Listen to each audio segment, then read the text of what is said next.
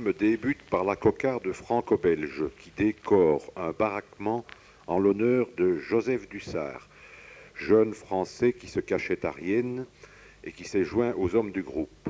Suivent ensuite quelques hommes de Rienne. Vous pourrez reconnaître au passage Simon Pisevin, Antoine Pisevin, Walter Petit et d'autres.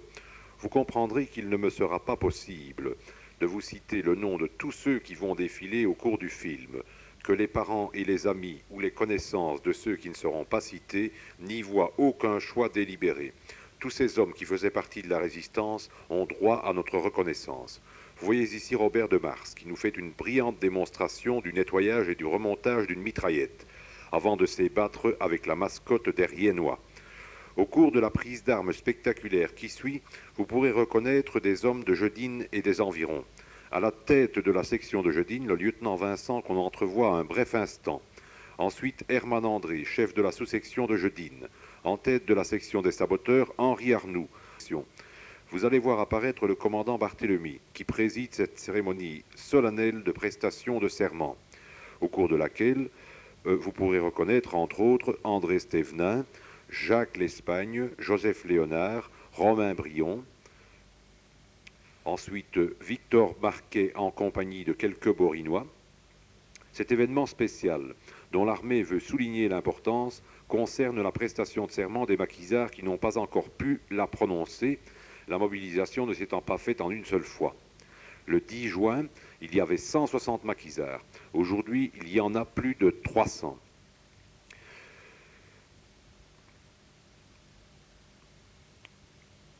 Après la prestation de serment, la troupe va regagner ses baraquements et nous allons avoir l'occasion de la voir défiler, mais assez rapidement, et d'en reconnaître beaucoup. Mais il ne faut pas oublier que les survivants actuels, moins qu'aujourd'hui. Vous allez voir Herman André, Joseph Léonard, Pierre Poncelet, Jules Thierry, Paul Lucie, Alphonse Rollin, Jules Gérard, Daniel Van Skepdaal, Albert de Gimpe, Henri Arnoux, Albert Petitjean, Fernand Arnoux, Fernand Lezin, Marcel Arnoux,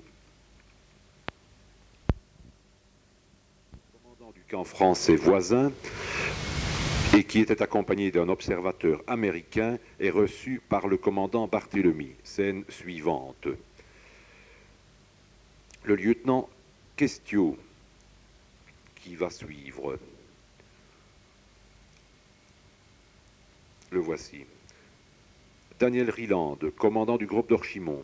Le docteur Henri Serx en compagnie du lieutenant Vincent. Le major et le colonel russe, l'abbé Lefebvre, le capitaine Delceau, le lieutenant Rieland, Georges Adam de Rienne, le capitaine Prisme, que nous venons d'apercevoir en compagnie du commandant Barthélemy, avait été amené au camp par Albert Bruck, qui servait d'agent de liaison entre les Belges et les Français, dont le camp avait été attaqué le 13 juin. Le capitaine Prisme était parvenu à rompre l'encerclement et à fuir en emmenant avec lui 80 hommes, sauvés de la catastrophe où 113 des leurs devaient laisser leur vie. Le capitaine Prisme deviendra par la suite le célèbre général de Bollardière. Quant aux nôtres, le 1er août, pendant la nuit, un accrochage fortuit se produit au centre de Rienne entre un groupe de maquisards et une troupe d'Allemands.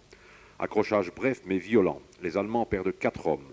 Malheureusement, notre camarade Raymond Gridley est tué sur son fusil mitrailleur. Le lendemain, le service funèbre est célébré pour lui au camp.